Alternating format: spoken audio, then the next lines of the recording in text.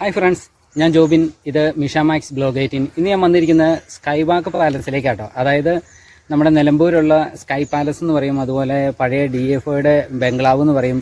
അങ്ങനെ പല പേരുകളിൽ അറിയപ്പെടുന്നുണ്ട്. കാണാൻ പറ്റിയ ഒരു പഴയ ബംഗ്ലാവാണ്. നമുക്ക് അതിലേക്കൊന്ന് പോകാം. വനത്തിനുള്ളിലൂടെ ഏകദേശം 1 കിലോമീറ്ററോളം നമ്മൾ ഉള്ളിലോട്ട് പോകണം.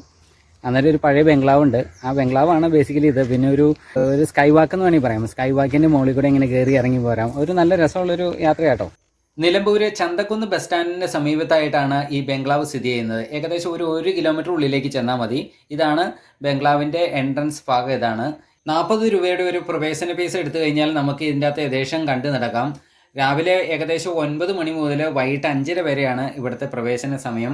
ഈ ബംഗ്ലാവിനുള്ളിൽ സന്ദർശകർക്ക് അനുവദിച്ചിരിക്കുന്ന സമയം 5 മിനിറ്റ് ആണ്. മാക്സിമം 10 മിനിറ്റ് വരെ എടുക്കാം. അതിൽ കൂടുതലായി കഴിഞ്ഞാൽ അവർ തന്നെ പിടിച്ച് നമ്മളെ പുറത്തിറക്കും. ഇനി നമുക്ക് ഇതിന്റെ ചരിത്രത്തിലേക്ക് കിടക്കാം. 1840 മുതലാണ് നിലമ്പൂർ കാടുകളുടെ ഒരു ചരിത്രം തന്നെ ആരംഭിക്കുന്നത്. അക്കാലത്ത് മലബാർ ഡിസ്ട്രിക്ട് ഫോറസ്റ്റ് ഓഫീസ് ഇവിടെയാണ് ആരംഭിച്ചത്. മണ്ണാർക്കാട്, വയനാട്, ഗൂഡല്ലൂർ അങ്ങനെ വിസ്തൃതമായ ഒരു വനമേഖല തന്നെയായിരുന്നു ഇവിടെ ഉണ്ടായിരുന്നത്. ഈ 3 മേഖലകളെ കൂടി ഉൾപ്പെടുത്തിക്കൊണ്ടായിരുന്നു ഇവിടെ ഒരു DFO ഓഫീസ് ആരംഭിച്ചത്.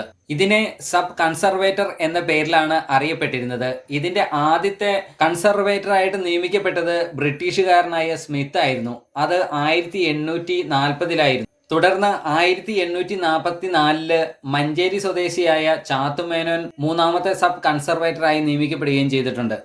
നിലവിൽ നമ്മൾ ഈ കാണുന്ന ബംഗ്ലാവ് 1898 നിർമ്മിച്ചതാണെന്നാണ് കണക്കാക്കപ്പെട്ടിട്ടുള്ളത്.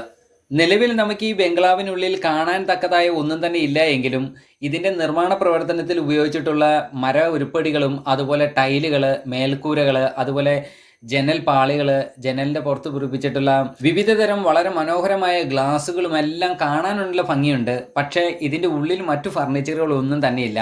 1921 നടന്ന മലബാർ കലാപത്തിൽ ഈ ബംഗ്ലാവിന്റെ മിക്ക ഭാഗങ്ങളും കത്തി നശിച്ചു പോവുകയുണ്ടായി.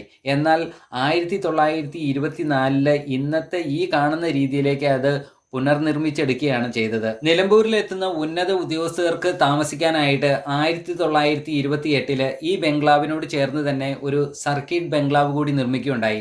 കൂടാതെ ഇതിനോടൊപ്പം തന്നെ ഒരു ചെറിയ ബംഗ്ലാവ് കൂടി പണിയുകയുണ്ടായി. എന്നാൽ നിലവിൽ ഇപ്പോൾ നമ്മൾ ഈ കാണുന്ന ഒരു ബംഗ്ലാവ് മാത്രമേ ഇതിനോടൊപ്പം ഉള്ളൂ. ബാക്കിയെല്ലാം നാശോന്മുഖമായി പോയിട്ടുണ്ട്.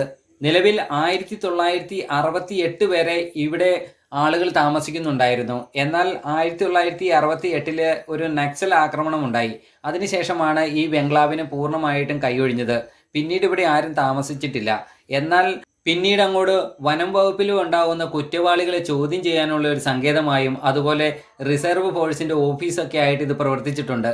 ഈ ബംഗ്ലാവിലൂടെ സ്ഥാപിക്കുന്നതിന് മുമ്പും അതുപോലെ ബ്രിട്ടീഷുകാർക്കൊക്കെ മുമ്പ് തന്നെ പോർച്ചുഗീസുകാർ ഇവിടെ എത്തിയിട്ടുണ്ടായിരുന്നു. അതായത് 16ാം നൂറ്റാണ്ടിലെ പോർച്ചുഗീസുകാർ ഇവിടെ വരുന്ന സമയത്ത് ഇവിടെ ഒരു മഹാഗണി തോട്ടം വെച്ചു പിടിപ്പിച്ചു. അങ്ങനെയാണ് ഈ ഏരിയ ഫേമസ് ആയി മാറുന്നത്. നിലവിൽ ഈ മഹാഗണി തോട്ടത്തിന്റെ ഒത്ത നടുക്കായിട്ടാണ് ഈ ബംഗ്ലാവ് സ്ഥിതി ചെയ്യുന്നത്.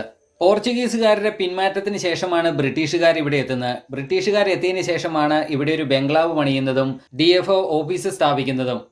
ഈ മനോഹരമായ ബംഗ്ലാവിന് സമീപത്ത് തന്നെയായിട്ട് മറ്റൊരു മനോഹരമായ കാഴ്ച കൂടി ഉണ്ട്. അതാണ് കേട്ടോ നമ്മൾ ഈ പോകുന്നത്. ഇതിനെ നിലവിൽ സ്കൈ വാക്ക് എന്നാണ് അറിയപ്പെടുന്നത്. ഇത് മഹാഗണി തോട്ടത്തിന്റെ ഉള്ളിലേക്കുള്ള ഒരു പാസേജ് ആണ്. ഇതിലൂടെ പോയി കഴിഞ്ഞാൽ നമുക്ക് മനോഹരമായ കുറേ കാഴ്ചകളൊക്കെ കണ്ട് തിരിച്ചിറങ്ങാം. നേരത്തെ ഈ വഴി താഴേക്ക് ഇറങ്ങി വേറെ റോഡിലേക്ക് ചെന്ന് നമുക്ക് തിരിച്ചു പോകാവുന്ന ഒരു സംവിധാനമായിരുന്നു. ഇപ്പോൾ അത് അവിടെ ബ്ലോക്ക് ചെയ്തേക്കാണ്. നമ്മൾ തിരിച്ചിങ്ങോട്ട് പോകണം. ഇത്രയൊക്കെയാണ് ഇന്നത്തെ എൻ്റെ വീഡിയോയിൽ ഞാൻ ഉൾപ്പെടുത്തിയിരിക്കുന്നത്. നിങ്ങൾക്ക് എൻ്റെ വീഡിയോ ഇഷ്ടപ്പെട്ടു എന്ന് ഞാൻ വിചാരിക്കുന്നു. ഇഷ്ടപ്പെട്ടിട്ടുണ്ടെങ്കിൽ സപ്പോർട്ട് ചെയ്യാൻ മറക്കരുത്. അപ്പം മറ്റൊരു നല്ല വീഡിയോയുമായി കാണുന്നതും വരെ ബൈ ബൈ.